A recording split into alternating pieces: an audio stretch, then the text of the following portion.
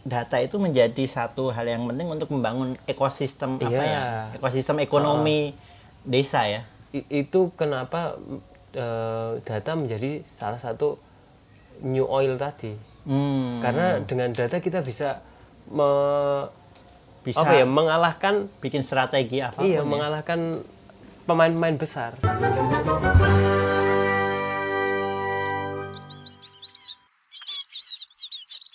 Hai semuanya, selamat datang kembali di Podcast Desa, sebuah ruang untuk kita belajar bersama bagaimana membangun Indonesia dari desa. Teman-teman, satu hal yang saat ini menjadi hal yang sangat penting dalam pembangunan di desa adalah data. Di depan saya ada Mas Misdat Hudani, Direktur Sanggar Inovasi Desa, host Sanggar Isine Direktur, yang beberapa tahun terakhir ini menggeluti soal data krasi. Mas Dani ini juga beberapa waktu lalu terlibat aktif dalam sistem informasi desa di Kelurahan Panggung Harjo dan Panggung Tanggap COVID, sebuah program yang sangat basisnya data banget. Iya betul. Hari ini kita akan ngobrol-ngobrol soal data dan pentingnya dalam pembangunan di desa. Langsung aja, kita nggak akan lama-lama, singkat padat. Apa itu data? Data. Jadi gini, data itu ada urut-urutannya. Jadi kalau kita bilang data itu fakta yang terjadi. Kalau kita bilang hari ini kita teks video, yaitu sebuah data. Kalau itu dicatat ya, itu sebuah data. Nah, atau habis ini video di tag kemudian diedit, diupload. Nah, video itu jadi data bahwa hari itu kita ngupload. Jadi tanggalnya ada. Atau juga ditonton orang. Habis diupload ada orang yang nonton, itu jadi data. Nah, ketika data itu dikumpulkan jadi namanya informasi. Jadi level keduanya informasi. Jadi kalau memang hari ini jam ini ada yang nonton video kita, kemudian besoknya ada lagi, itu data lagi. Besoknya ada lagi, itu data lagi. Ketika itu 1 bulan dikumpulkan, itu jadi data video ini ditonton berapa orang selama 1 bulan. Jamnya di jam berapa aja. Sampai selesai enggak nontonnya, itu jadi informasi. Kumpulan dari data jadi informasi. Nah, ketika informasi itu distrukturkan, itu menjadi sebuah pengetahuan. Nah, step selanjutnya setelah terstrukturkan menjadi sebuah pengetahuan, ketika pengetahuan itu ada komentar ahli di sana, itu jadi istilahnya jadi wisdom, menjadi peta jalannya. Seperti itu. Jadi kalau kita bilang desa ya, ada warganya berapa, terus statistiknya secara perempuan berapa, umurnya berapa, itu data semua. Tapi ketika dikumpulkan menjadi informasi, ketika itu kemudian distrukturkan menjadi sebuah pengetahuan. Nah, ketika pengetahuan itu diberikan sebuah opini atau komentar ahli, akhirnya jadi sebuah wisdom tadi. Jadi kebijaksanaan atau kebijakan. Apa ya, aku bingung mengistilahkan. Aku dari terakhir yang aku baca itu namanya wisdom. Cuma aku madaki apa bingung. Jadi itu kalau wisdom artinya kan akhirnya ada klasifikasi ya, ada yang desa mandiri, ada desa berkembang, ada desa terluar dan lain-lain. Nah, itu karena sudah diklasifikasikan tadi. Oke, berarti kalau tak simpulin berarti data adalah semua fakta-fakta, kemudian ketika dikumpulkan menjadi informasi, kemudian ketika informasi itu distrukturisasi menjadikan knowledge atau pengetahuan, pengetahuan ditambahkan oleh opini-opini dari ahli menjadi sebuah wisdom atau mungkin kebijaksanaan atau apapun itu ya. Oke. Terus ada lagi nggak? Itu ya. Terus ketika ngomong data sampai wisdom, seberapa penting dan apa aja sih manfaat buat pembangunan di desa? Sebenarnya udah menjadi wacana lama bahwa data itu the new oil, sebuah minyak baru, tambang baru. Nah itu menunjukkan bahwa data itu sangat penting, pertama itu. Iya, Nah kaitannya dengan desa sebenarnya di poin di tingkat keempat tadi, ketika kita mau membuat kebijakan, ketika kita nggak punya data, artinya kita kehilangan informasi juga. Nanti Kita nggak bisa menggali pengetahuannya. Nah kita nggak punya ini wisdom.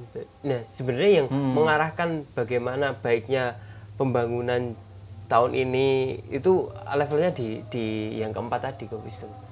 Nah bayangkan ketika kita datanya aja ada tapi contohnya nggak akurat atau nggak akurat, akhirnya ya kebijakan-kebijakan yang dilakukan akhirnya nggak tepat sasaran.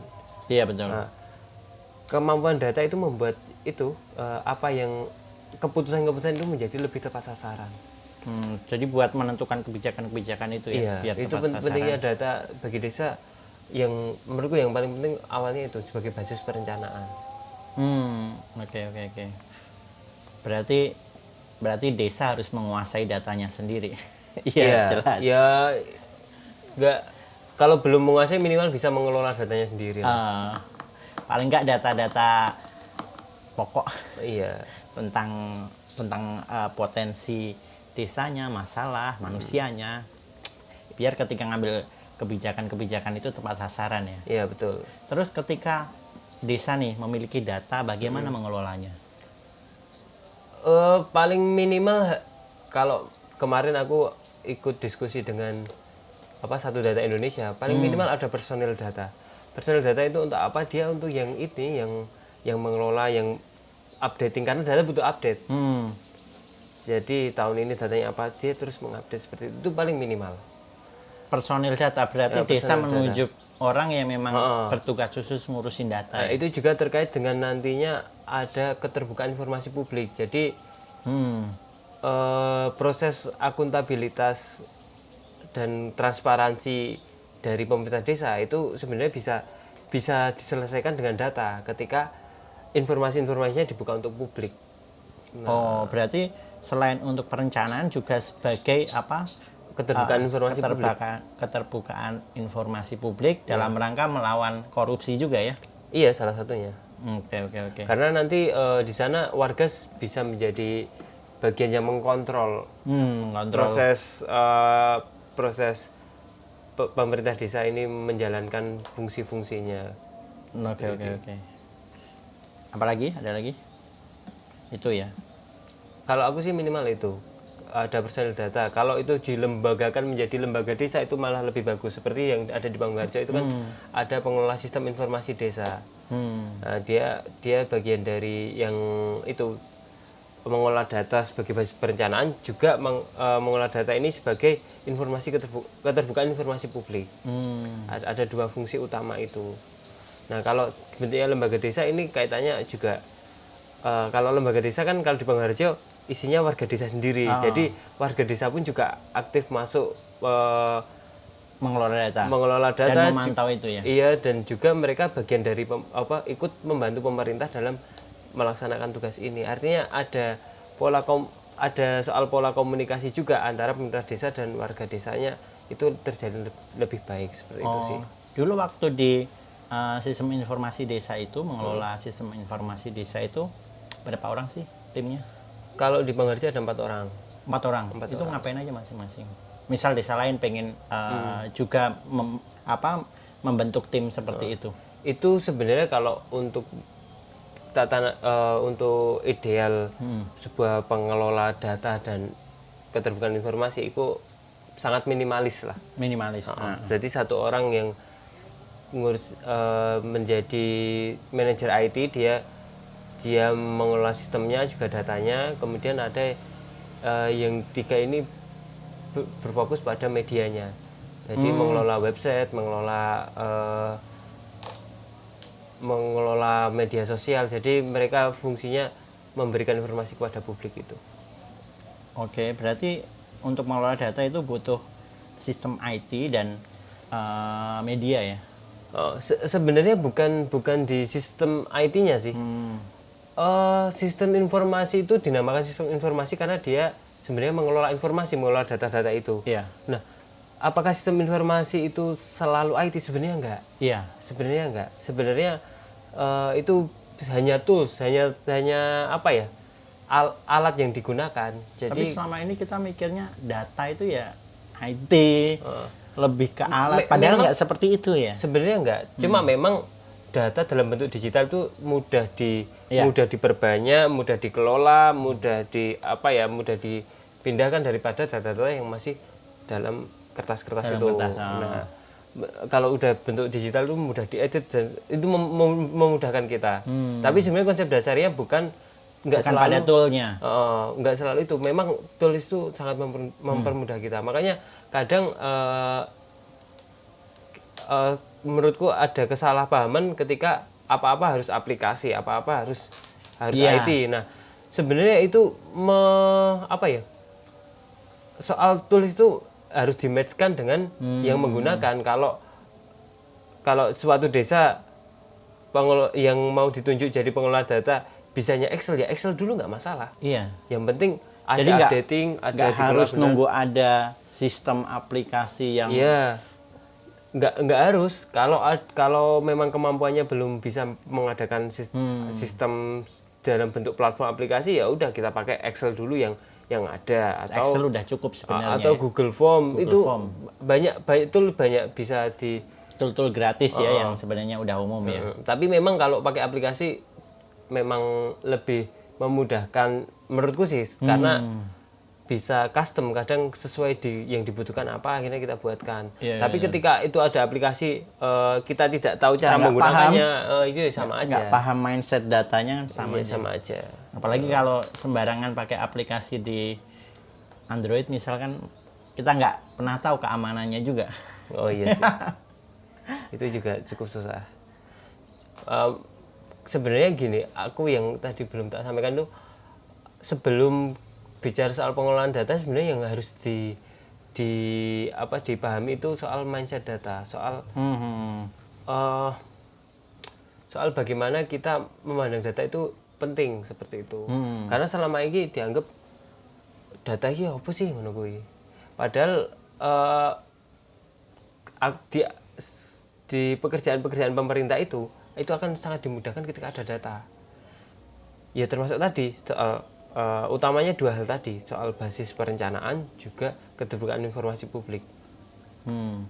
Nah itu makanya beberapa waktu terakhir ini kan desa-desa lagi pada ngisi apa? SDGs desa.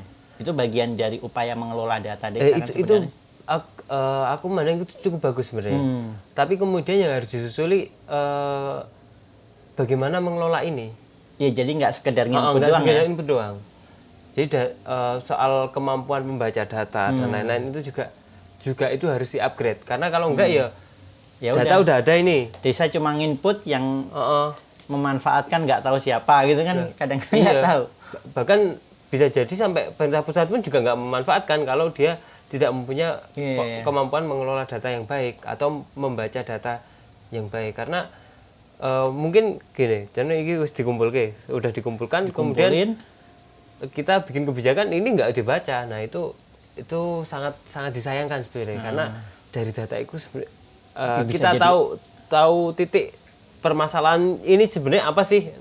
Terus kemudian seperti yang Mas bilang, potensinya apa. Nah dari sana ditarik, kebijakan yang cocok ini. Berarti itu program yang sangat ngeri ya, maksudnya luar biasa ya ketika bisa memetakan data-data desa-desa se-Indonesia. Asal nggak bocor aja. Nah itu soal security itu ya. Soal security.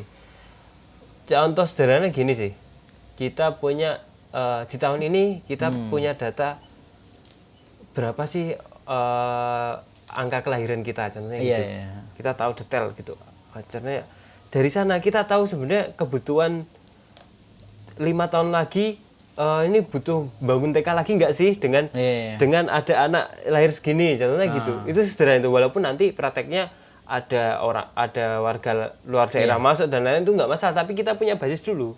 Ada estimasi. Ada estimasi, bisa dihitung rencananya gitu. Atau kalau enggak, jadi dibutuhkan kalau di beberapa tahun kemudian dibutuhkan berapa sepatu ini untuk anak-anak.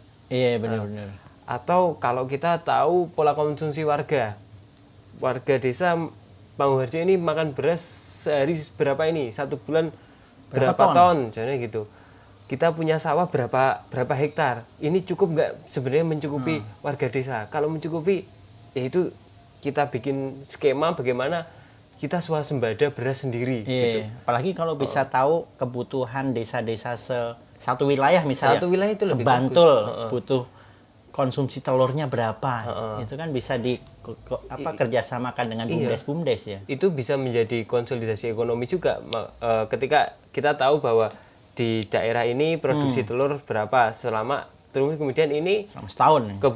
kebutuhan selama setahun berapa, ternyata ini bisa dicukupi. Nah, kenapa kita harus pakai perusahaan-perusahaan gede kalau Kenapa bisa harus impor? Karena kita bisa membangun ini close loop gitu, Berarti close market. data itu menjadi satu hal yang penting untuk membangun ekosistem Iya. ekosistem ekonomi desa ya. Itu kenapa data menjadi salah satu new oil tadi. Karena dengan data kita bisa mengalahkan bikin strategi apapun. Iya, mengalahkan pemain-pemain besar. Dan harusnya desa menguasai datanya sendiri. Iya sih. Oke teman-teman, hari ini kita sharing itu dulu. Mungkin kalau ada perkembangan lanjutannya, kita akan diskusi lagi soal data. Karena data itu masih terus berkembang ya. Ini masih sesuatu hal yang sebenarnya masih baru dan terus berkembang ya. Iya, dan juga ini sebenarnya kita bisa bicara banyak hal soal data. Oke.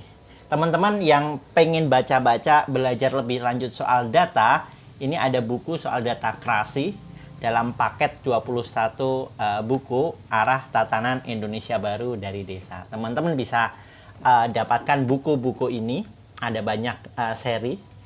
Bisa dipesan langsung melalui link ini. Nanti ditambahin Asad. Oke teman-teman, terima kasih. Mungkin cukup untuk hari ini kita belajar data. Podcast desa berikutnya kita belajar hal lain lagi. Pokoknya terus belajar, kita berkarya dan bekerja sama untuk Indonesia tercinta. Terima kasih, sampai bertemu di podcast desa berikutnya. Bye.